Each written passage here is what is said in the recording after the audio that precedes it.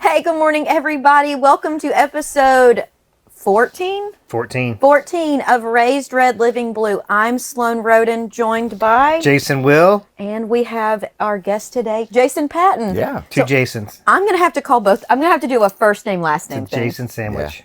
Yeah, Patton and Will. That's fine. It is a Jason sandwich. I've answered a Patton for a long time, so yeah. Oh, super fun. Yeah. Like holler at the office. That's fine with Pat! me. That's fine with me. Well, it's like General Patton on the social media, like just leading the charge. Oh, right. You know Oh, that's a great correlation. Yeah. I like Took what you you a did little there. while. There was a little delay. They were drinking last night. It's a longer night than I went to bed early. And it was very confusing when everybody's like, we're going to Sloan's. And I was like, not my house. Right. The bourbon bar downtown. The party is not at Sloan's house. Yeah. Hey, bud. Theo. Okay, Jason Will. Yeah. I came rip-roaring in here today. Tell us what's up. What you been feeling? I'm just, I will say, I do like your Hoover High School shirt you have thank on. you. I Repping was the conflicted Bucks. about it because I've just totally given up trying to keep up with your whole fashion thing going. It's just too much. I've had a lot of years of practice, though. Well, listen, I'm just grateful this morning because there was a lot in the news. One thing in particular that just totally made me want to go, like, have you ever seen that movie with Michael Douglas, like Falling Down? No. Well, he just... Sorry that it didn't land. The reference is not going to land there. He has to break it. He snaps. And so, but I just held it together, and instead of like it's us against them, it was just kind of like, hey, we're in one way or other, we're going to all be in this together. We're all in this together. We may be confused about what side we're on or why we're on a specific side, but there's a lot of bad stuff happening. I mean, I sent you that article about the Social Security office in Coleman closing. Yes. I mean, so all this stuff is just starting to happen, and people are going. I mean, the reason I saw that post because it was just like I would say an everyday average Republican person in that town was like, I didn't vote for this. I did not. Does this? I know we need change. I know we needed things to happen, but I didn't. This does not seem like it's the answer to the nation's problems. It doesn't have anything to do with pronouns or, that's the kind of thing with eggs, with all those things. So, yeah. And I haven't been, because this is my nature, to be like, get some, I don't know. I feel like actually a decent person this week. This podcast has helped me become a more mature person, a more mature American. You're growing. Yeah, I am growing because of this podcast. Hope and change. But it also gives. It's interesting to see. I wonder what I want to happen with Jason this morning is for him to leave here like feeling like he's come out of a therapy session. Well, that's funny because I had drinks with Diana the other night. Yeah. And Did Jason. she tell you any of my MAGA tendencies at home? Yes, she did. And she was like, thank God for y'all's podcast because Jason can just go somewhere else and like let it all out. And I was like, happy to be a part of it in the confines of the basement. Yeah. She did say that you still come in and rail on your father-in-law. Jason's father-in-law lives with them. Yeah. Okay. Trump Old, supporter. retired. I mean, he's a socialist. He's, in every sense of the word, he gets like disability from the government, gets Social Security, gets VA benefits, all these things. So I don't know. He's in, I think, maybe for a rude awakening here with these Medicare CAID cuts. It's going to affect both. Yeah. So he's going to be in a world of hurt pretty soon. But yeah, I mean, I can't ever stop giving him shit. Yeah. Nor should you. Yeah. Nor should you. I mean, come on. Unbelievable. Yeah. So, but yeah, a lot of really scary things happened this week. I mean, the whole Putin thing is my ass. I think we all knew. There's nobody in this room that didn't foresee this coming. Yeah. I mean, we knew this was going to happen. I think I hope sometimes where I go, what's the worst thing that can happen? But, expect the worst, hope for the best kind of thing. And it's in the back of my mind, but yeah, and the amount of people that are saying we sided with Russia, and like China abstained, and these are like not people in the media. It's like people here in Birmingham that like aren't Democrat like us, you know, that might be on that fringe of was always Republican until Trump, and now I like don't really know my place. They're going, the fuck is happening? Yeah, we voted with all these with North fucking Korea. I mean, so I was just like, wow, this is bad. But I think a lot of people were thinking that Marco Rubio would be kind of a voice of reason, but all the people around him. I mean, you can't. This is, you know, you get all these people that latch onto these Republican talking points. So now, if you ask anybody, a ranking member of the party, about who started the war, they won't say. Right. They're too scared. Yeah, they're too scared of the retribution. Yeah, but this 100%. is retribution. I mean, Trump, this is retribution against Zelensky because Zelensky didn't help him. Right. In 2016 or whatever that was. Right. So to me, it's just, this is like an all-time, just the lowest of the low. It's really embarrassing. It's scary.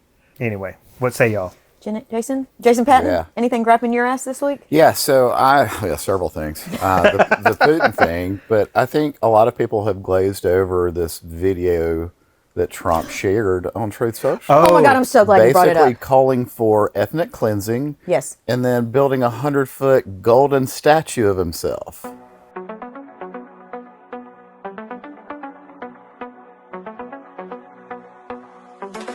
Donald's coming to set you free, bringing the light for all to see. No more tunnels, no more fear.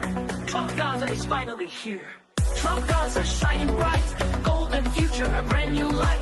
Feast and dance, the deal is done. Trump Gaza, number one. Trump Gaza shining bright, golden future, a brand new light. Feast and dance, the deal is done. Trump Gaza, number one. If that's not everything, the antithesis of what Christians say they stand for. Yes. Right. Yes. Yeah, and I love, you know, your Facebook post for this weekend about that whole thing with the lunch money. Yeah, she got fired. Yeah, she lost her job. But your point of like, where is the Christian right outrage? Right, exactly. Right. So where is it? It's not there. Why isn't it there? What's happened? Like it's so much of like. It seems to be this justification of, well, she didn't follow the rule. Right. They're justifying the procedure when nothing was really wrong. She didn't go through the PTO. Okay. Every penny was accounted for. She didn't steal a penny. So. And this argument of, well, no kid will go hungry. He's like, yeah, but nobody wants to be the kid where everyone else has a hot meal and the square pizza and the corn and the fruit cup. That's what it was when I was in school. I was kind of a fan of that pizza. Did you like that Same. pizza? I love pizza some was square great. pizza. And then like you have the crumpled brown bag with 2 slices of bread and a slice of American cheese inside. Like that, that's the bare minimum of saying, well, no child will go hungry. Right. It's like, yeah, but that's that difference in, what is it? Oh, there's a great picture with everybody, you know, behind a fence, and it's like reality versus equality versus equity. You know, showing, well, if equality is everybody has the same size box, and if you're taller, you can see over it, and if you're smaller, you're not. But equity is providing everybody an opportunity to see over the fence.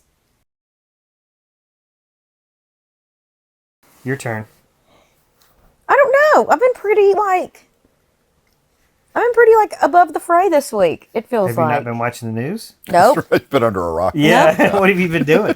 I did a lot of my preparation for the pod on Monday. And then it's like after the preparation, I can switch gears and go to something else. So then I put my real estate hat on. But really now I consume my news listening to NPR or reading online publications and listening to podcasts. Yeah. And so we just don't keep the news on all day, every day like we used to. I have been recording the 11th hour with Stephanie Rule and then never watching it. So yesterday morning I was like, let's turn this on, you know, the recording and watch. And I had to turn it off because it was making me so mad. And I was like, this is not how I need to start my day. Yeah. If people are going to be yelling at each other, I want to start my day with housewives Yeah. not like actual. Trash TV instead of Yeah. depressing TV. Yes. Yeah. Yeah, there's a lot of people yelling at I know each the other. big thing this week is today's economic blackout. What are y'all? It's Friday, February 28th that we're recording this. So once it comes out, we'll already be past it. Have y'all made plans? What are your thoughts on it? And I do want to get into part of my segment is Walmart has experienced a 6.5% decrease. Their stocks fell 6.5%. And people are saying that's due to the economy. And I'm with the masses, and I think it's due to these Walmart boycotts. And it shows that the power of the people is working. What? And I'm going to hold on to the hope. Target was even more than that. They've seen like a 25%. Target's been hit too. Yeah. Foot traffickers. I mean, it's big. They've been hit really, really hard. So I'm loving it. Me too. But even I told Diana about your candle, and you saying like that's your favorite candle, but that's probably the last one you'll ever have. Yeah, And my threshold candle. she loves Target. She's like, I still don't know how I feel about that. But It's going to be really hard come spring when I can't shop, for clothes in Amazon and any of these Target or Amazon influencers I see on Instagram. I mean, I swipe, I do the not interested, get it off my feed. Yeah, get it off your radar for sure. So it's interesting. Like I had a conversation with some people the other day. It did not get unhinged. Kept my cool the entire time. It was so weird and awkward. But I was like, So weird and awkward that you were cool. Yeah, I was like, do y'all not on y'all side? Y'all don't see anything wrong with somebody paying $290 million to buy a seat, an unelected or Unappointed. unelected, just any of the Yeah. important stuff. No real vetting. That has all this control, and now is trying to get all these contracts, and they're getting rid of. I mean, did you see? This is one thing that happened this week. Trump killed the funding on Biden's thing to put all these electric charging stations all over the country. Yes. Yes. So now, with that happening, Tesla's the leader. So it's like you got to have a Tesla car to have places to charge if you want to go on a long road trip. So it's just shit. I was like, yeah, I don't see anything wrong with that. I'm like, Yeah, the same crowd that talked about how old Biden was and how he can't possibly be running the country and that's immoral, shouldn't happen, are super quiet now that Donald Trump, who was elected, is not running the country because Elon has taken the reins. yeah. and They're sitting being there awfully quiet now. while Elon holds press conferences Yeah. in the Oval Office. Yeah. Did y'all see the cabinet meeting the other day? Yes. So Trump was bizarre. slouched over on his phone. It looks like so Elon- uninterested in what was happening. in his Elon looks like cabinet he's room. holding court. Because he was. Yes. He was. Those were his gestures in front of him. He was holding probably court. making some arrangements for his next golf match. He's been playing a bunch of freaking golf. Yeah. This is the other thing. If Obama was doing even like 5% of this, I mean, like we've talked about before, there would be serious violence. Yeah. I mean, he wore a tan suit. This is. Well, and God You forbid know. Hillary Clinton and her kitten heel Yeah. and her headbands. Yeah. Like, Well, I just, since you brought up Hillary Clinton, let me bring up this point real quick and see if you guys have anything to say about it. But I did get caught up on the Lincoln Project podcast this week, and they had a Democratic congressman from Colorado, like a working class Democrat. His name is Jason Crow. okay. If you're a Jason Crow, don't think it's a really good episode. But he said that when he does town halls or meets with constituents, because a lot of his folks I think he's in kind of a red little patch of Colorado. He won the seat from a Republican, but they still come to him with a deplorable. That Hillary Clinton label of deplorable is still resonating with that group, and they still bring it up. And so he's like, man, we've got to stop. And, I always, of course there's an element to truth of what she said. It's just interesting. They're still holding on to that from the Clinton campaign. And we've got to, like, our side just has to mature, I think, grow like I've been growing. Like, I think I'm just a role model for unhinged blue dots out there. Yeah, and grow, but not in like the self-righteous, sanctimonious way that has made people leave the Democratic Party, because it feels like we are talking down to them. It's like we've got a huge messaging problem, and I know I'm like a broken record, but I mean that's how I feel. And I had a point that I was going to connect to this, and maybe I can. Well, don't you get fired up when people are saying now, like, I thought it was just rhetoric.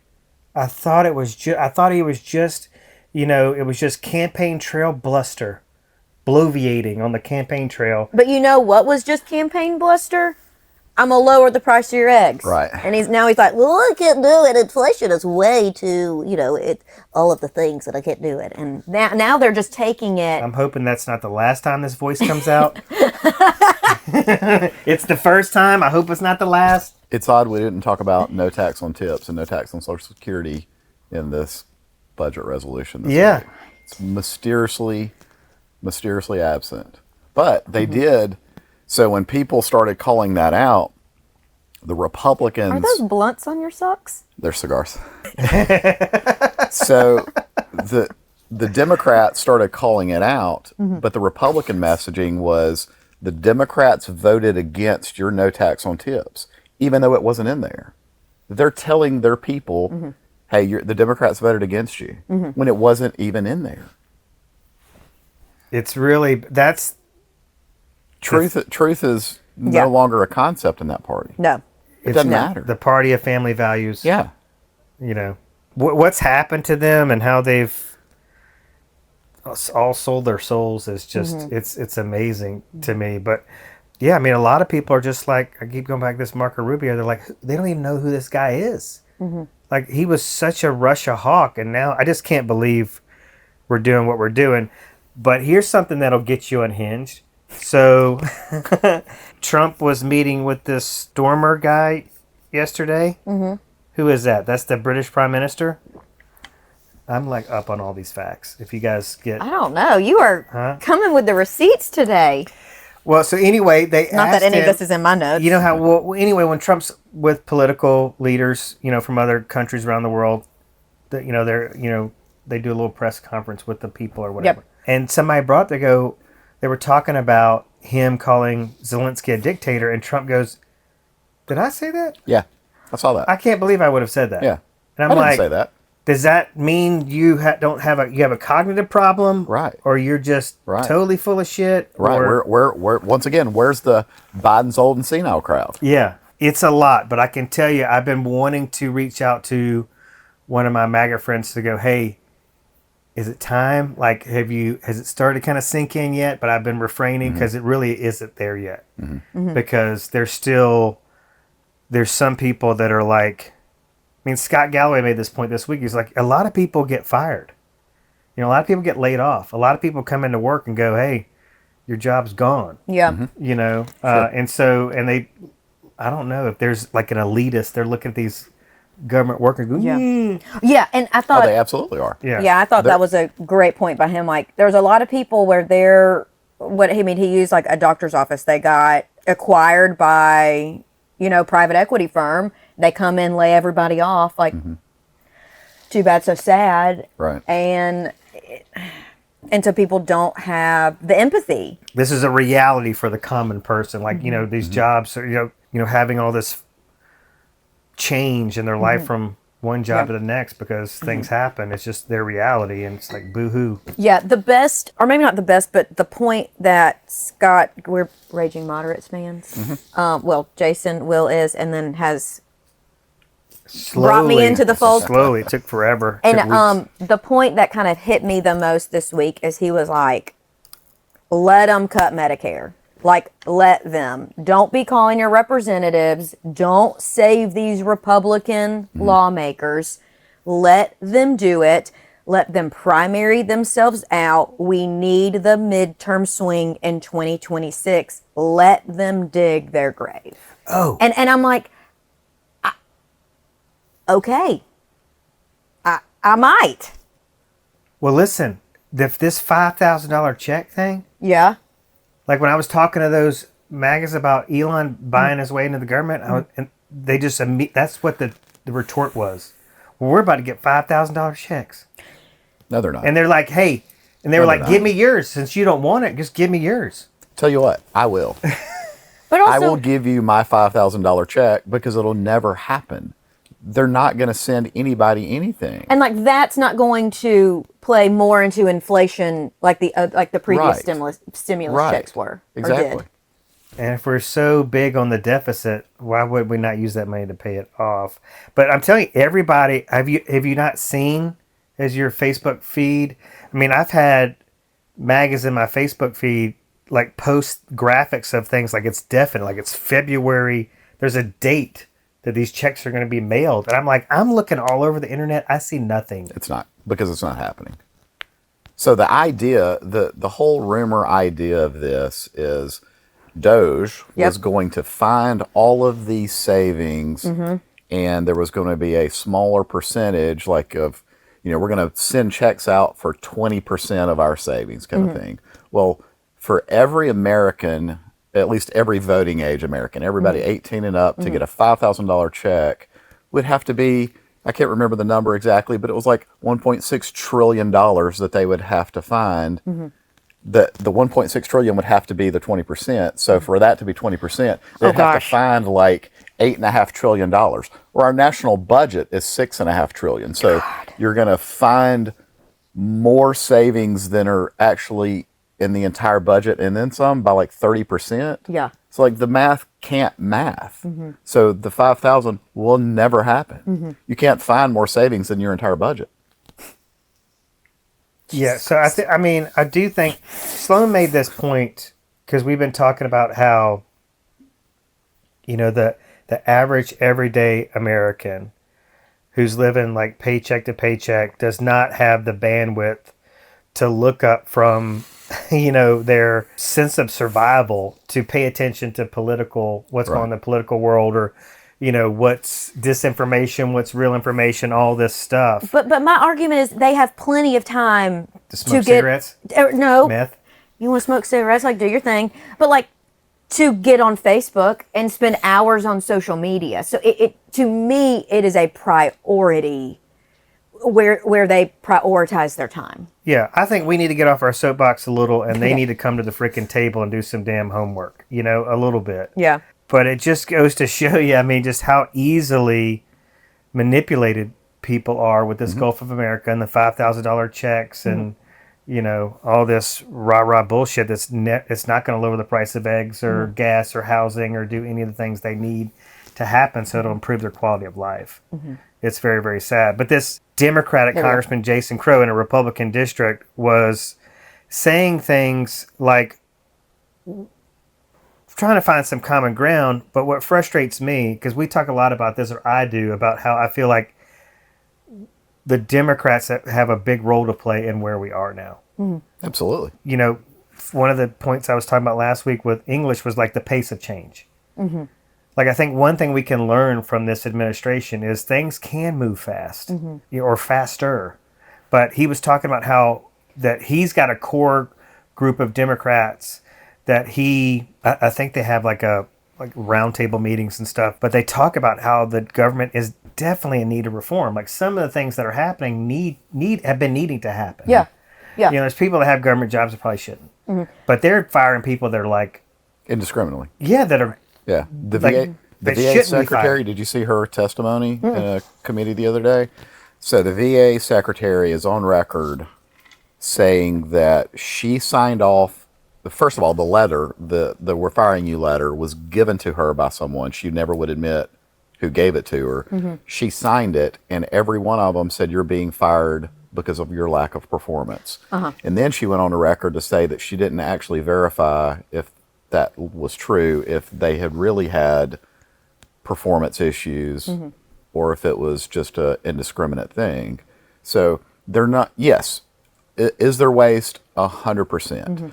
Are they doing an audit? No, absolutely not. They're not forensic accountants. They don't know what they're looking at. Correct. They're a bunch of computer geeks. Yep. And it's about money. It's not actually about, and it's enriching Elon. It's not. Yes. It's not actually finding savings and waste. They don't know what they're looking at. Right. You can't audit an entire government agency in 2 weeks. Anyway, even if they were forensic accountants, you can't. It's too much. You can't audit an entire department in 2 weeks, and they're on their like 6th department at this point. But anyway, the VA secretary was on record saying, "Yes, the letter said we're firing you for performance. No, we didn't verify.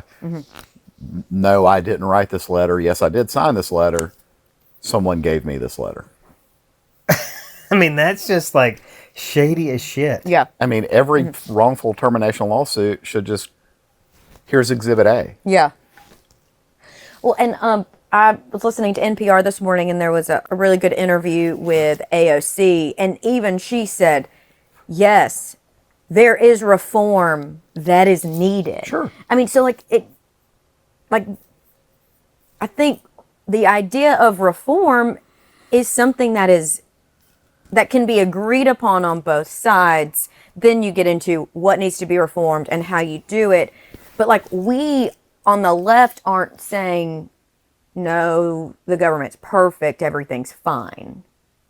Yeah, I mean, we feed into the talking points of like open borders and things like that, bureaucracy and waste. But I don't know. It's crazy because now we're like, how do we respond? I want to get into some of this with Jason because, like, with his social media posting, and we talk a lot on here, we have about, how nervous we were to start this podcast because what would it do to our careers, and will we alienate people? Will we lose business?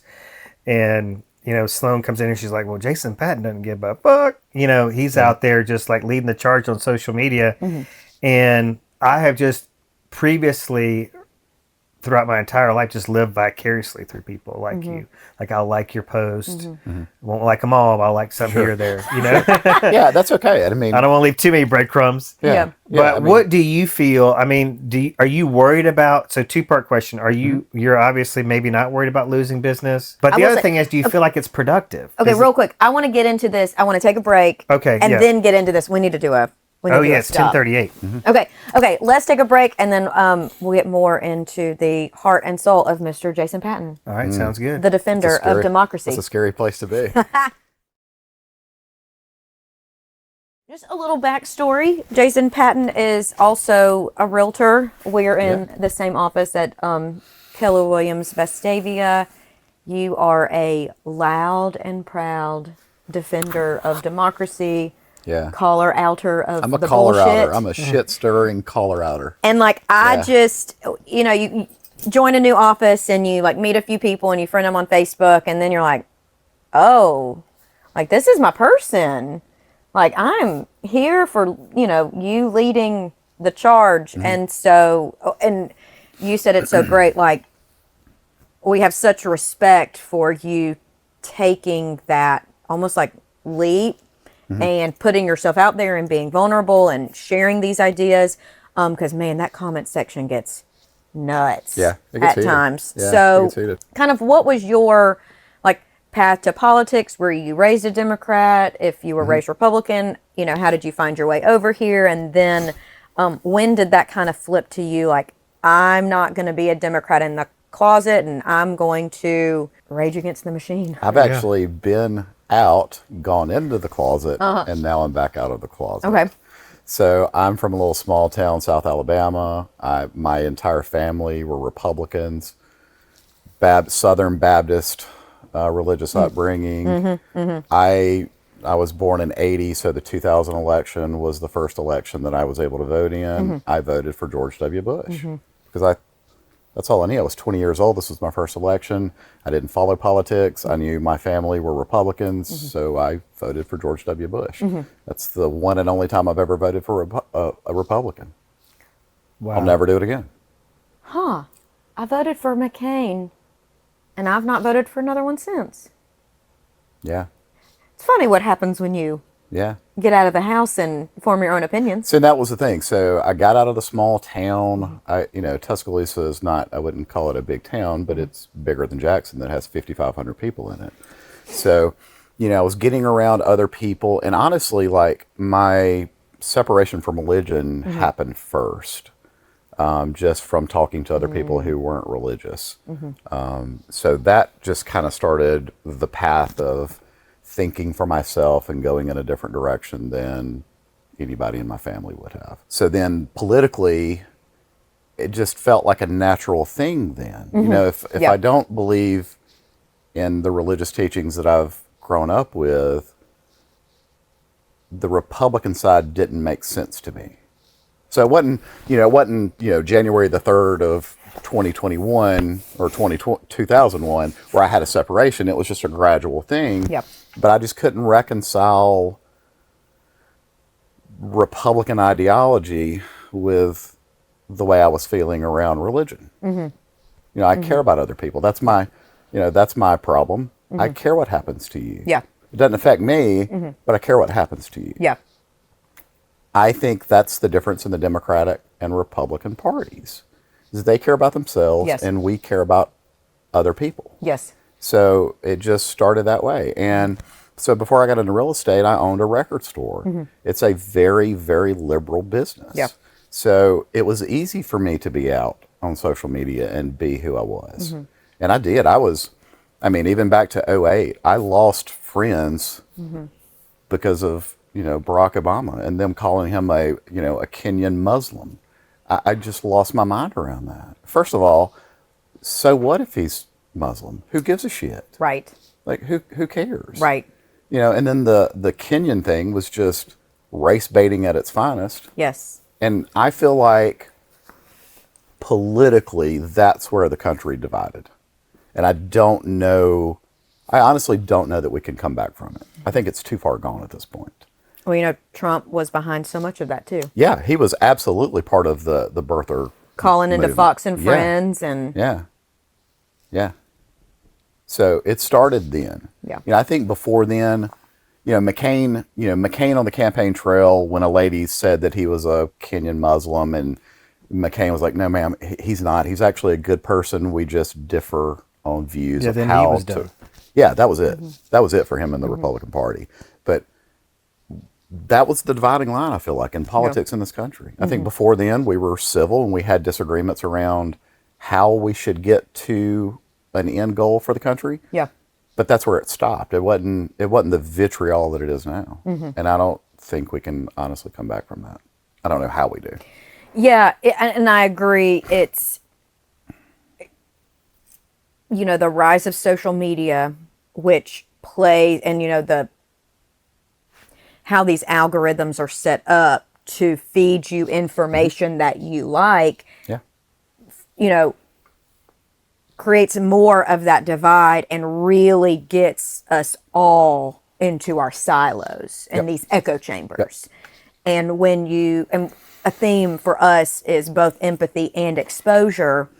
Like when you have no exposure to the other side, of course you can vilify them because it's something other and that you don't understand and that you don't know.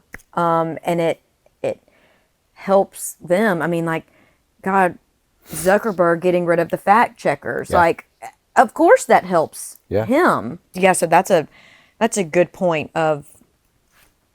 And it drives my wife crazy, but I watch Fox News. I want to see what they're saying. Yeah. I think it's important to hear what the other side Yeah, is we've saying. been doing that as well. I don't have access necessarily to, obviously they're online streaming, but like Newsmax and OAN, but I know what they're saying. I mean, they're so far gone on the right that it's just conspiracy theory after conspiracy theory over there. But I watch Fox News to hear what they're saying. Well, I don't know. So I am still holding out hope that, the only way this happens is that we have a crisis. I think we're headed towards a diplomatic crisis, an economic crisis, potentially both. And something really bad is about to break. I don't know what's going to happen first or if they're both going to happen. But maybe that will bring us closer together. But I know for a fact, I just don't believe we're going to see any type of healing or reconciliation unless people on the Republican side stand up and go, this is bullshit. Like, this is too far. Not going to do it. But we've seen time and time again that it's only like the people on the way out that are willing to do it. Once they don't need... Right. to be reelected, And, then they'll speak out. and Yeah. when you have somebody as rich as Elon who is threatening people, like, I will put somebody in, I will primary you out of this, I will, Yeah. if you don't Yeah. vote, if you don't confirm all of these people, I will run somebody against you and you will not be in office in 2 years, 4 years, 6 years. And that should be terrifying to everybody. Well, I Yeah. had somebody tell me that Yeah. they had a family member that worked for the government that said they got an email that was like, either you bend the knee or you're out. And I was like, please get me a copy of that email.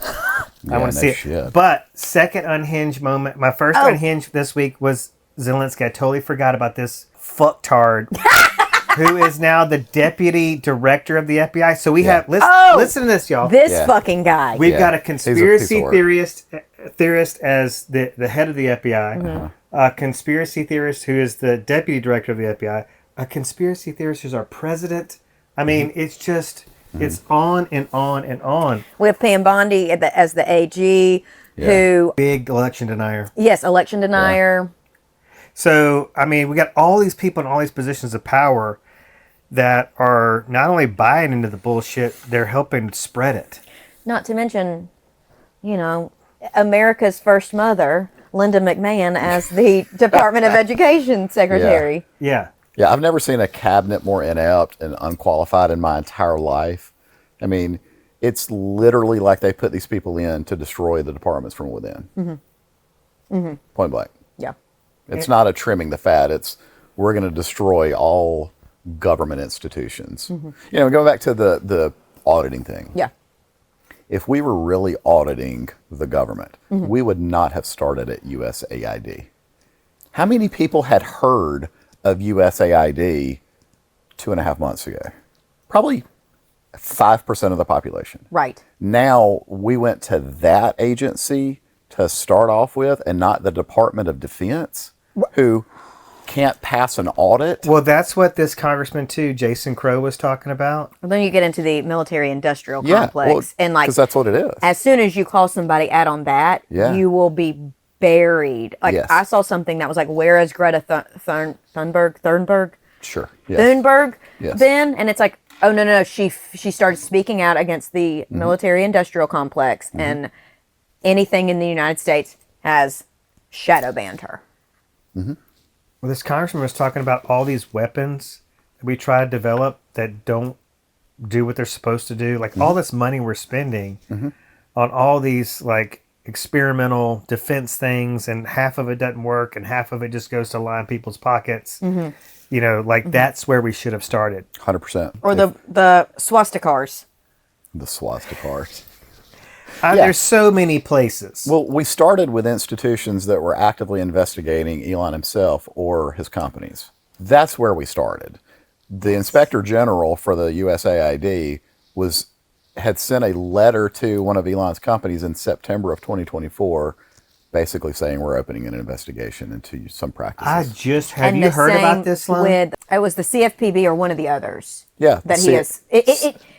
He is going after things that are either targeting him or he is doing it to Basically deregulate his industry. exactly. Thank Yeah. you. Yeah. Yeah. I Yes. just heard about that this week on the Pivot podcast, that people are trying to figure out, like, how does Elon go from somebody who like has been voting on the Democratic side to now being, going full on MAGA? It's because he was going to jail. Yeah. So like he and Trump had the same motivation. Let's win, keep ourselves out of prison, Yeah. and then Yeah. oligarch this whole shit. He literally said it when he interviewed with Tucker Carlson. Tucker made the comment about, I hope you're putting your money, if your money's going towards him, you better hope you win. And he said, yeah, if she wins, I'm going to prison. It's on audio. I've seen the video. Yeah. I didn't know necessarily Oh my what God. that meant. I was, but yeah, it's for real. Serious shit. Whew. I would like to hear more about your departure from religion. Yeah. Yeah. Tell me about that. So raised Southern Baptist. I was raised Church of Christ, yeah. that's and we yeah. have had a So was my wife, separation yeah. from religion. Yeah. Yeah. I remember leaving church as a 10-year-old boy terrified because the preacher had just said that if you get in a wreck on the way home and you haven't fully been forgiven for all of your sins, you're going to hell. There's a lot of hellfire and brimstone in the Southern Baptist Church in Lower Alabama. Yeah, that's what. Y'all were more sinners in the hands of an angry God as opposed to angry God. grace and mercy. Yeah, angry God. I always wondered about the people that they're in the Amazon rainforest who have no physical ability to hear this gospel, but they're automatically going to hell. Right. But they have no control.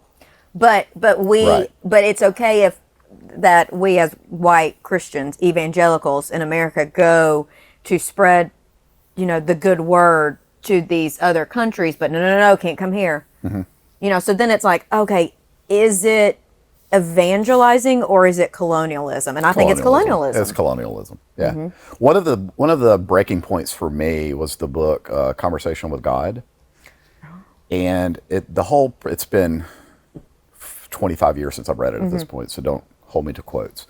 It's basically around this dream of this guy having a conversation with God, and God's basically saying, everything they're teaching you is not how I feel and think, and those aren't my ideas, those are humans' ideas. And one thing that stuck out to me was if this whole notion of any and all sins can be forgiven if you just ask. Well, that means that Adolf Hitler could have been in that bunker and at his last second asked for forgiveness for killing 6 million Jews. And if that's a real thing, and Adolf Hitler can be sitting in heaven right now, I'm not sure I want to go. I'll take my chances in hell. Yeah. So if all sins can be wiped away with just a thought, or verbal, because, what's the difference? If you think it or if you say it out loud, what's the difference in the scope of religion? Right. So thinking it, any and all sins can be wiped away just saying, I want you, Jesus Christ, God, whatever, to forgive me for my sins. And it just wipes the slate clean and you get ushered in the doors of heaven. It's so self-serving. Gosh, that was a point that I would see evangelicals do that really repulsed me. Like, I can do whatever I do, but I'm going to go to church on Sunday. Or I can do whatever I do and say whatever I want to say and then just ask for forgiveness. And it was such a disconnect for me. That's no, the point of the teachings were to strive to be a good person and to love your neighbor and to invite Zacchaeus into your home and to, wash others' feet and just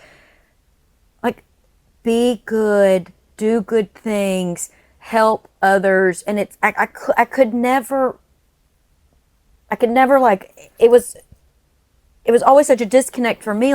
How do these people that I know that, don't punch the clock Sunday morning, Sunday night, Wednesday night, do the things and the Bible studies and all the stuff, yet are kind, loving people that accept people in their homes and they're involved in their communities and they care for others.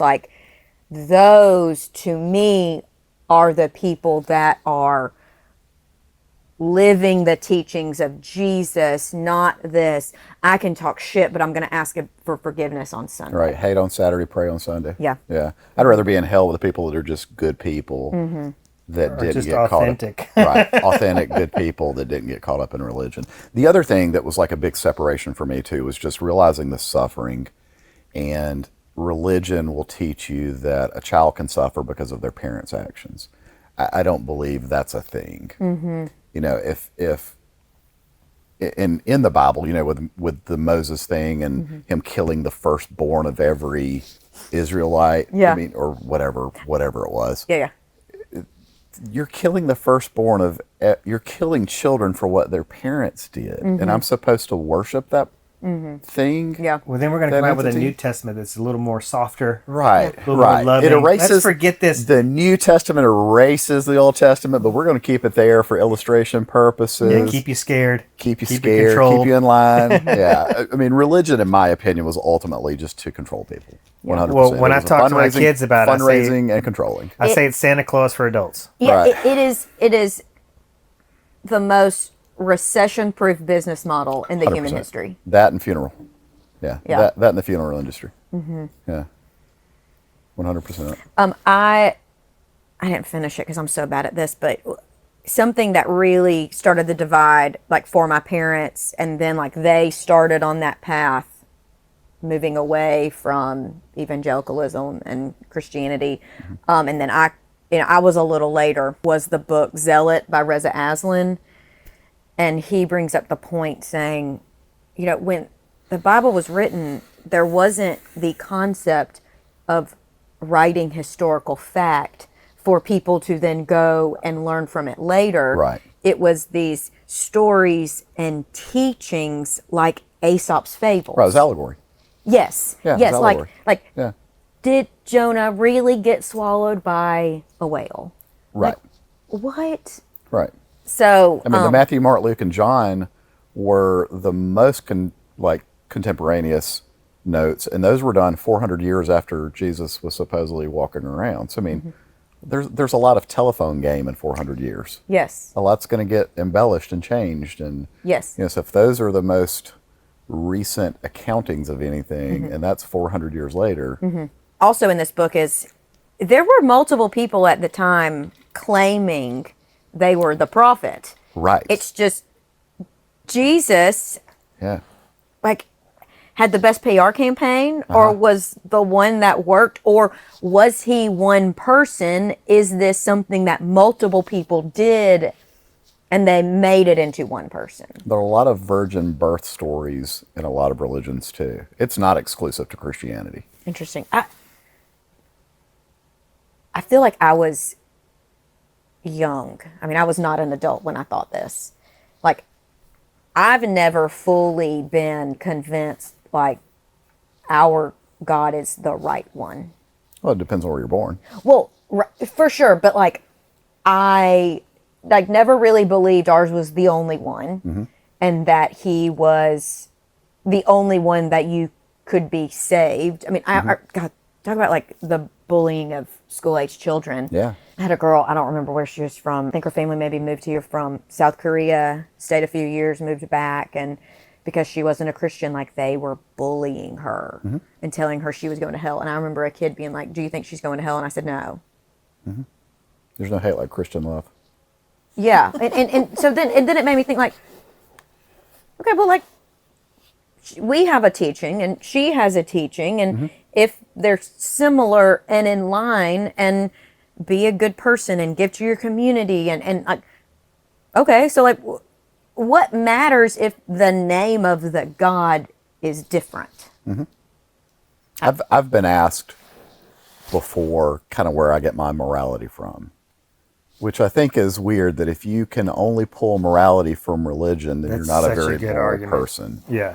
But I concluded that little conversation with this person with, you don't believe in the Muslim God, you don't believe in the Hindu God, you don't believe in the Buddhist God.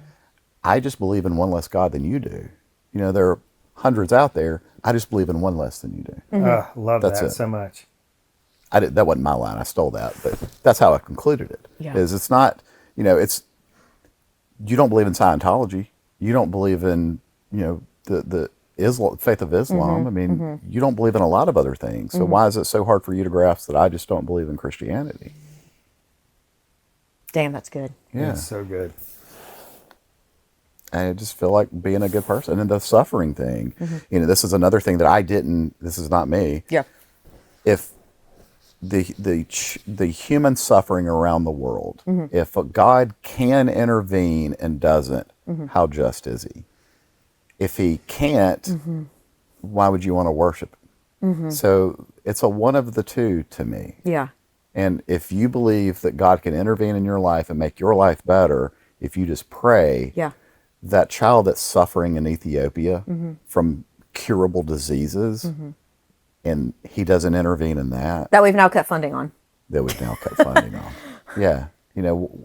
Where's there a just God there? Yeah. Explain that to me. And they don't have an excuse. Yeah, they were born somewhere else. They weren't exposed to that culture. Yep. So you're blaming that for their suffering. Or Yeah. that suffering will draw somebody to God. I'm good. Yeah. Yeah, I'm good. I and you don't need just that see in my the life. way it's used to manipulate and control, and Yeah. Yes. how Yes. freaking And it was a book written by man hypocritical. Yeah. from the man's perspective. So of course the man is right and the head of the household and Right. all these things. But what You was made me the do this. what was the act the voting thing that English was talking about last week about where they're trying to take the voting rights of women away? Or the Yeah. So your birth, Safe your, Act, Just say Save that? Act. yeah, your registration is going to have to match your birth certificate. Well, most women in America, when they get married, change their name. So now their name on their driver's license is not going to match their name on their birth certificate. So I told that to my wife after the episode. She was like, because we haven't told Jason this. She just said, "I'm going to live in a bubble for the next 4 years. I'm not going to listen to podcasts, watch the news. Yeah, my I'm wife's taking totally that approach, disconnected. too. I'm just going to focus on what's right in front of me." Yeah. And she sees what it does to me, and she's like, "I don't want to be like that. That Right. dude's unhinged. Right. He's just yelling at people in our own house." If I turn the TV on, we have YouTube TV. If I turn the TV on and it's automatically like jumping to news, my wife makes me go in, pause it to find something else. She's going to disconnect for 4 years. She can't do it. Whereas I'm the glutton for punishment. I feed into it. Yeah. Well, when I told her about this, she was like, "Well, what the? I haven't heard about this. This is bullshit." Yeah. Because she's like hardcore girl Women. power Yeah. feminist. Like, Yeah. fuck men. We don't need them. It's like it's close to 70 million people this is going to affect. That was a really good Jim Halpert. Look at the camera. Yeah, so Forgot what that was on for a second. English had a great term that's like it's essentially going to go to like a household vote. Yeah. The man's going to get the vote. Yeah. You Yeah. have to vote. Yeah, the man's going to get the vote. Yeah. I mean, The Handmaid's Tale is becoming a screenplay at this point for a playbook for them to how to do this. Yeah. It's gonna be a household man vote, and it's gonna be a white man vote. It's gonna be a white straight man vote. Yeah. Yeah. All right. Well, what are we going to close out on? We want to pause for a Yeah, final segment? Let's do it. Let's do a breaky break and final segment. Okay. Let's do it. Okay, you mentioned you'd been in the closet, out of the closet, back out of the closet again. I was out of the closet, out. into the closet. So I went into the closet. So I was, like I said, I owned a record store, a very liberal business. I was out. When I started selling real estate, a friend of my daughter's mother came to me, and she's a Republican, but just kind of gently said, you gotta stop that shit because Republicans buy houses too. Yeah. I was like, you know what? You're right. And I was silent for 7 years.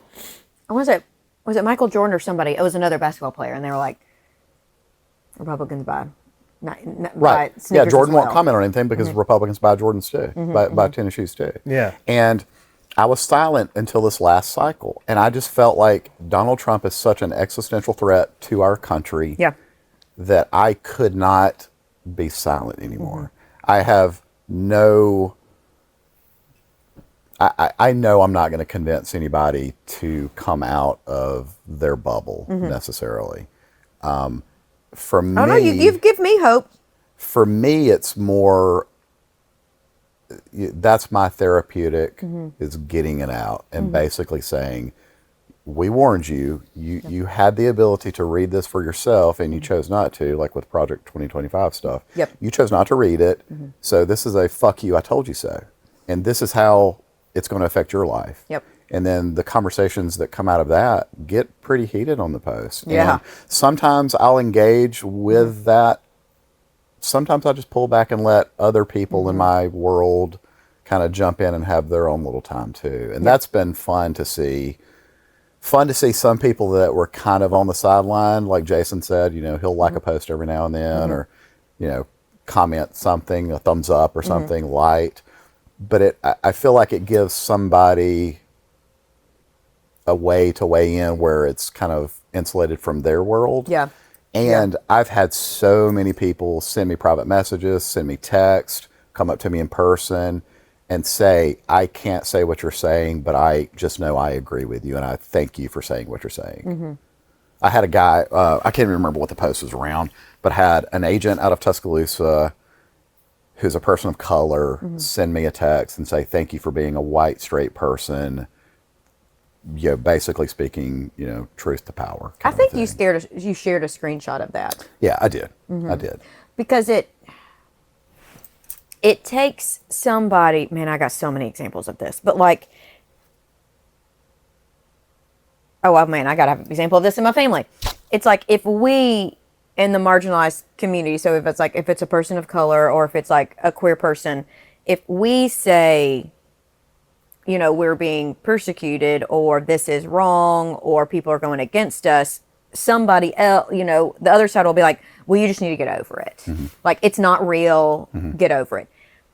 When an ally recognizes it and then says it, for some reason it holds so much more. Yeah, it's validation. Well, it's well, validation to us, but like I think to everybody else, it's like, oh, maybe I can, you know, I've witnessed that in my personal life, and I'm appreciative of those people that have stood up for me, and I can see where the same, you know, there's a similar experience that other, you know, communities have. Yeah.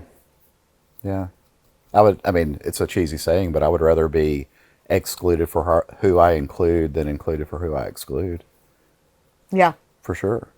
Okay, how do you feel this has affected your business from being Oh, I'm sure loud and proud? Yeah, to that, I did go through, I haven't friended a client in years on social media, really. But I did go through everyone that I could remember and put them on a restricted thing. So when you're restricted on Facebook and your friends list, they can only see your public post.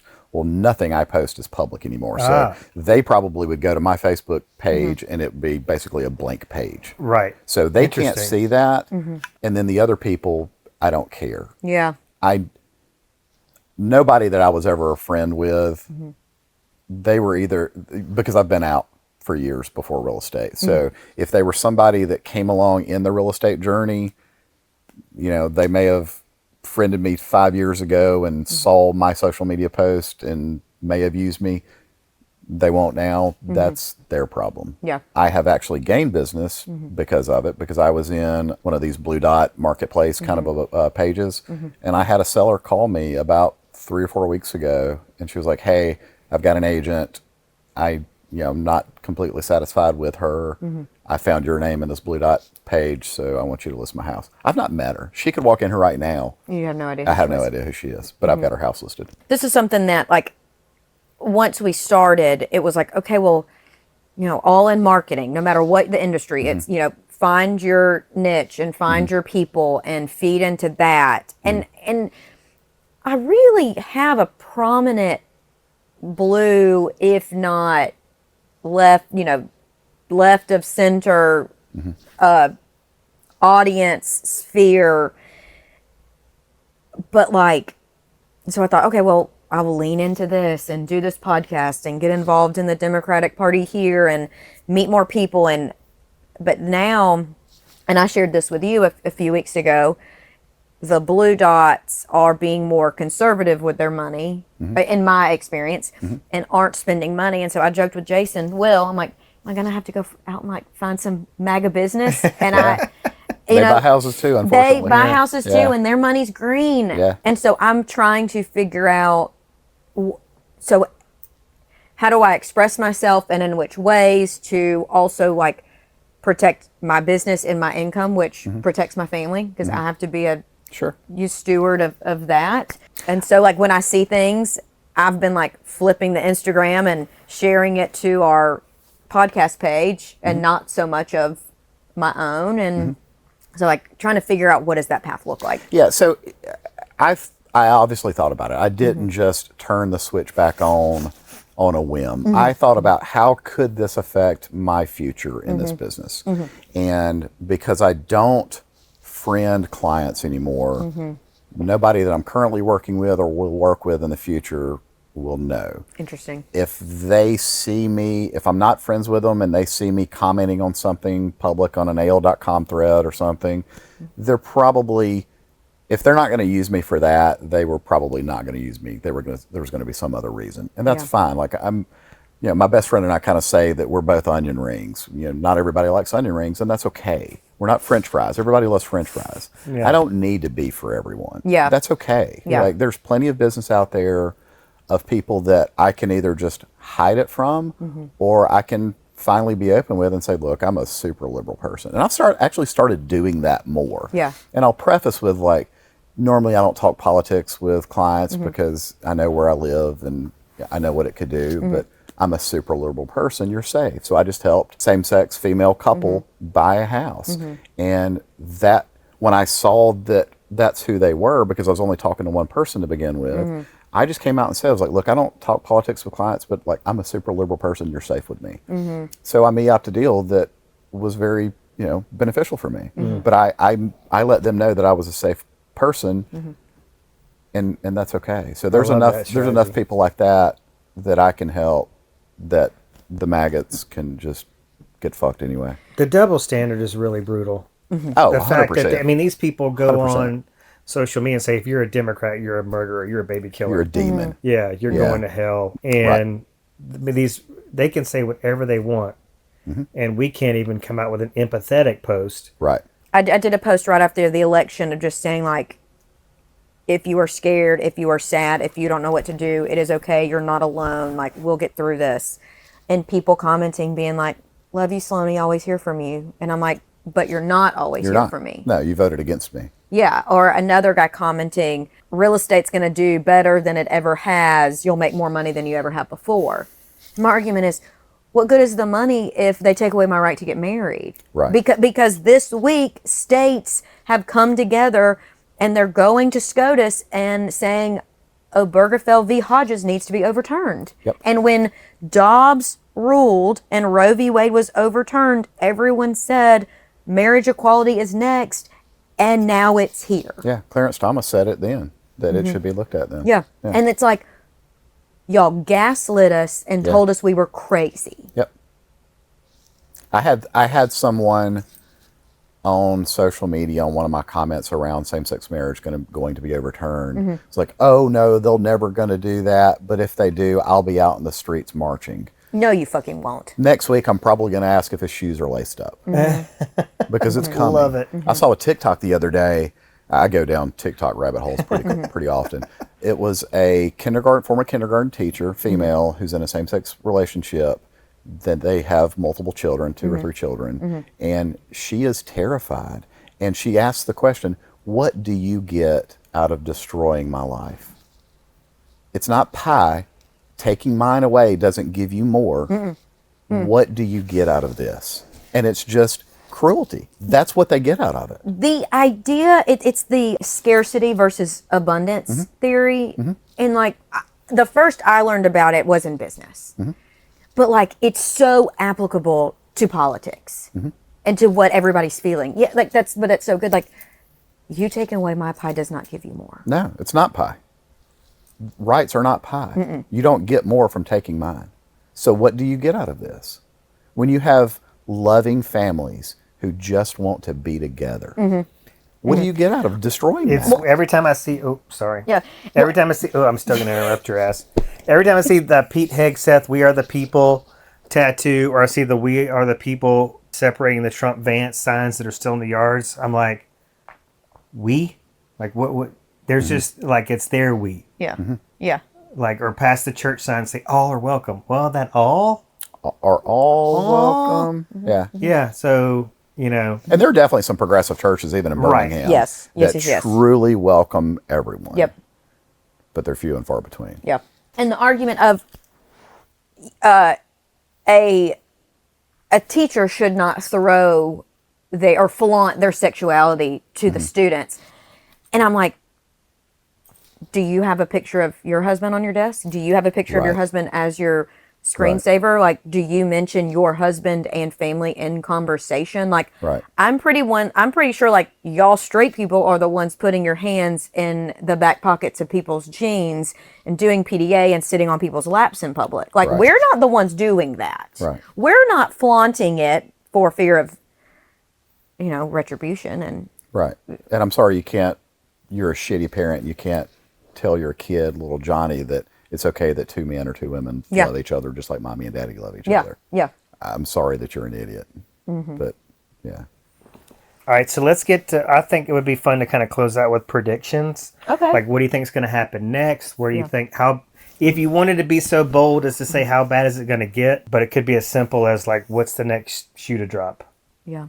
Like what's gonna happen? I mean, you kind of mentioned same-sex marriage, but Yeah. where are we going? I will say, I want to share one anecdote. I was on the phone with a friend this week who I assumed was very conservative leaning because he is very open about his faith, both in his personal life and on social media. And he asked me about the podcast, and I was towing a line of respectfulness, and he was saying, oh, it's really good. It's great to have an avenue, a creative outlet outside of real estate. It's making us stay informed. It's accountability to myself and, having a business partner in it. And we're really trying to not stay in our silo, but think of things from different perspectives. And he kind of started talking. Then I was like, no, I won't get on my soapbox. And I was like, no, I love a soapbox. Get on it. Like, let's get on it together. Yeah. And then he shared, he was a lifelong Republican. And once Trump got elected, he said, Sloan, faith is a big driver in my life and in my decision making. These are not the teachings of Jesus. Oh, by far. And he goes, I can't vote for him. He didn't share if he voted for Kamala or not, but I know multiple people who just didn't vote. Right, which was a vote for Donald Trump. Yeah. Right. But he's like, now I don't know what I am. And I was like, well, you are welcome. You can call me. We can talk about these things. We feel so left because of where we are in Alabama, but we're really more in the middle compared to everybody else. And so that was just a wonderful connection that opened up this week because of the podcast. And I feel like now he doesn't feel so alone. Oh my gosh. Because he was like, I am, my whole family is Republican and they see me now as just this crazy leftist. Yeah. Yeah, the Reagan Republican is no longer. Well, it's interesting on the Lincoln podcast, talking about where things are going. It seems to be a pretty recurring message that they feel like the Republican Party, as it's been known, will never return. Yeah, it's dead. Like I it is believe that. completely gone, Yeah, it's dead. which is really, really sad. Something new might form. They're trying to figure out what that is because it's interesting because there are, I think, people on both sides of the political spectrum that are moving more towards the middle because they just can't relate to the extremes on either side. Yeah. But I had a person reach out I think maybe I reached out to her. I saw a post that she made, and I've been sending the podcast link to people. Okay. Or I'll send them the Instagram link, say, hey, just want to let you know we've started this. We'd love your support. And this person just kind of took a minute to say how grateful she was because it was like instantly she felt community because like her family, her friends, like I was going to ask Jason about what's Thanksgiving like at his house, but it's really bad for her. And I said, well, just, stop engaging with them and come engage with us. Like get it out of your system by commenting on some of the people that comment on our stuff. Just get in conversation with us. And she was just immediately, you could just feel the relief of finding that community. So that's interesting. We definitely don't talk politics at Thanksgiving. Yeah. It just, there wouldn't be a Thanksgiving. There wouldn't be a Thanksgiving. Yeah. Do you have any predictors? Yeah. What do you think? What are you most worried about or think is going to happen next? I think same-sex marriage is, first, they got to get their tax cuts through because that's all they truly care about. Yeah. Then the next social thing will be same-sex marriage. I've said basically from day zero that Trump, was running just to stay his ass out of jail. He didn't want the job. 100%. Didn't want the job, just didn't want to go to jail. Yep. He's not going to leave office in 4 years. He's not going to leave office in 4 years. Unless cholesterol does its thing between now and then, he is not going to leave office in 4 years. I'm on Team Big Mac. He is going or to... quarter pounder, whatever you like. Filet-O-fish. create some crisis to be able to declare a martial law of sort or something. There's going to be something that's going to trigger. He's not going to leave office in 4 years. Okay. Get us into a war so we don't have to have an election. Like he's claiming Zelensky is a dictator. But it's like, no. They're in wartime, and it's very common in democracies that you don't have elections in wartime. But they don't even take into account that Zelensky has a 57% approval rating. So, England did it. Nobody's talking about that. Mm-hmm. You know, Well, they did that's it a in good. World War II. That's a. I mean, the approval rating. It was 2 weeks ago. It was 53% favorable for Trump. Now, a lot of things I'm seeing it's 45%. That's a big swing. Yeah. My projection is, and I don't know. This may be my version of my bubble. It may be naive, but I just feel like this pressure is just going to keep pushing people, into the middle. There's only going to be it's only going to go so far for people like Mike Johnson to say, oh, those people, those town halls are paid political protesters. These are like 50-year-old women. Right. These are grandma. Right. These are moms and grandmas that are going, this is bullshit. Did you also see the woman get zip tied and Yeah. In Coeur d'Alene, Idaho. Who the fuck Just are you? cooperate, it'll be 100 times better. Yeah, that's what they say to rape victims. You fucking piece of shit. You refuse to identify yourselves. Who are you? Who are you? To come here today, and I applaud them for doing so. Thank you for coming. But the problem is this: they didn't come here to listen. They came here to. And people sat there. oh That was the bigger thing to me. Is Yes. he was identified. I think one of the guys was identified as the sheriff, who was not in like official clothing, working security. Regardless, people just sat there and watched this lady be drug out of a town hall because she spoke up and spoke out. okay, so I had this in my notes. Part of the woke mob, so Yeah. she needed to go. Right. I had this in my notes and didn't even Right. open my computer. But one of the comments on one of those videos about it, I saw, and a woman said, "You do what's called a Karen cluster, and you do it for women in protests. One woman latches on, another woman latches on, and you create this human shield so they can't remove all of you. Right. It's like a I like that. Karen cluster. So if you see that happening, you Yeah. run, wrap your arms and legs, somebody else does it, and you just keep growing. Yeah, I had an incident. So I'm a big Alabama fan, football and basketball. I had an Roll Tide. incident. Roll Tide. Back this past season, my family's had these same seats since 1988. It's very season ticket heavy. So like I've watched the family behind me. I've watched their grandchildren grow up. Yeah. Yeah. You know, That's what it's- ours are like. It's a thick little community up there. This kid who was on my row, he was probably 25. And he was with his dad. The kid was drunk, but wasn't being obnoxious.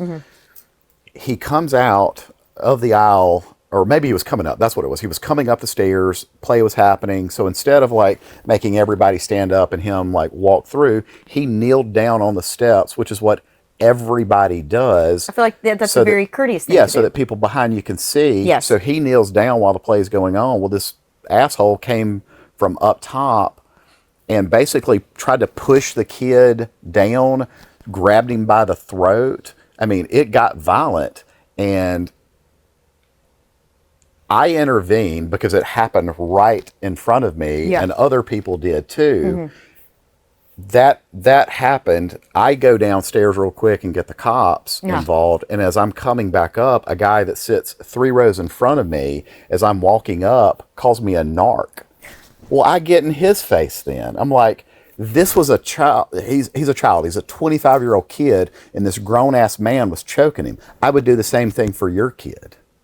But it's just that mentality that I feel like has changed too because of where we are in the world. Like I was helping a kid and this grown ass 55-year-old man calls me a narc. It was unbelievable to me. So I want to get a little, just real quick. I mean, you're predicting that it's going to get way worse before it gets better. Yeah. Will it get better? Or will it reach a point have you started to think about at which point where you're like, I'm out. Yes. I'm out of Yeah, here. I've already researched it. I would. My wife and I actually talked about it last night at our rewards thing, because I've said if my 18-year-old daughter, if I could get her on board to go, I'd go tomorrow. And my wife said, her mother is 80 years old. She said if I could get her on board, I'd go tomorrow. Yeah, I'm very real in that I will leave this country at some point, most likely. Do you And you feel like have you're going to have to. Yeah, I feel like I'm gonna have to. do Wow. you have some things like if these things happen? Those are my identifiers. I don't have a straw that's going to break the camel's back. It's more just going to be based around what's happened in the world. Yeah. But we don't have a Supreme Court that I trust. Right. The legislature, they're not going to hold anything accountable. Right. I think it's probably going to be in 4 years when he doesn't leave office. I think that's going to be the thing that makes me leave. Yeah. Abdicate. Yeah. Yeah. Yeah. And to not go down to that really, really dark place, for me, it's elections this year, midterms next year, and just what progress can we make in the interim? That's kind of where my hope and focus and which is why I'm kind of like, let these fuckers rot, and then we will vote them out next. Yeah, I like year. that strategy of let them hang themselves, and if we can take back the House in 2 years, that'll help. Yeah, and it's not going to be the end all be all because the Supreme Court's already handed him basically immunity from anything. Yep. So the House of Representatives is not going to stop him and the Supreme Court. And, J.D. Vance is already saying and Elon said the same thing, random judges shouldn't be able to hold us accountable. They're already laying the groundwork for the judiciary to be basically irrelevant. Yep. So when they start ignoring Supreme Court decisions, Yes. because it's going to happen sooner than later. They're going to ignore a Supreme Court decision. What happens then? That'll be another telltale sign too. Yes. That'll be a very strong straw on my back as well. Have you thought about what you'll do for work? Because I've got a business background. They do sell real estate in Italy as well. I don't know. I mean, I'll cross that bridge when I get there. Yeah.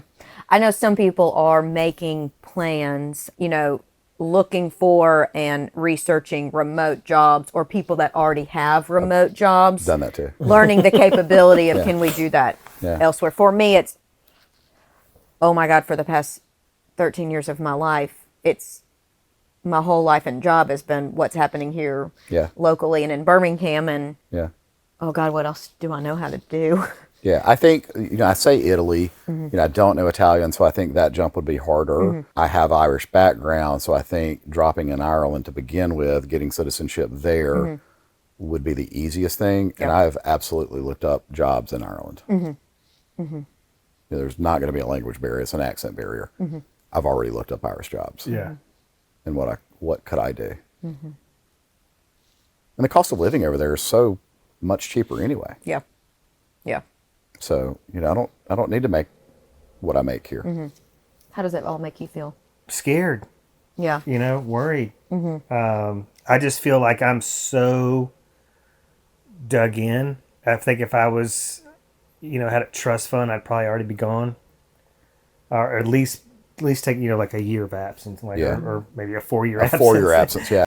I don't know. For some reason, I just think there's somebody or a faction of people that have a really strong, this is maybe too optimistic, but somebody with a just commanding leadership presence on the right is going to stand up and lead us out of this some way. I'll give you $1 if you name that person.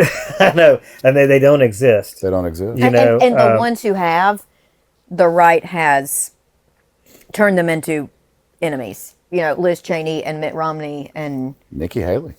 Yeah. I mean, to see her tweets the last week, it's like, get fucked. Yeah. You kissed the ring. You lobbied for this. Yeah. Don't start talking about how it's bad now. Right. You did this. which Jason's favorite person to rail on is Katie Britt. Like, oh yeah. Sugar don't tits. be. Yeah. That's what he calls her, sugar tits. Yeah. It's like you're crying and wah because NIH is cutting funding because it affects UAB in the state of Alabama. But like, what the fuck did you think was going to happen? Right. They told you what they were going to do. And what's crazy is she's on the appropriations committee. Right. Like, you know how this shit works. And also the cutting of the budget you can't do without Congress. So like, all y'all budget conscious people, what the fuck? Yeah. It doesn't make any sense. I mean, it's just that whole, like, we're for free speech, but, Yeah. They're for limited free speech. yeah, as long as it Our serves our state. interests, They're we're for good limited for it. small government too. Yeah. Yeah. Which I, in theory, am also for small government. But what happens is these companies, their fiduciary is to their shareholders. Yeah. So they're going to cut corners, and that's going to be at the detriment of whether it be the consumers, the employees, a lot of times both. Well, then Jason says often, we as humans can't be trusted. Well, then that's when you need an entity like the government to come in and provide protections for people. Like, yes, I am for small government, but when people are greedy, you need a regulatory agency and something to help people and protect them. I need a pause. We need to close it out. Okay. You got to pee? I'm about to explode. It's about to come out of my ears. Take us out. Okay.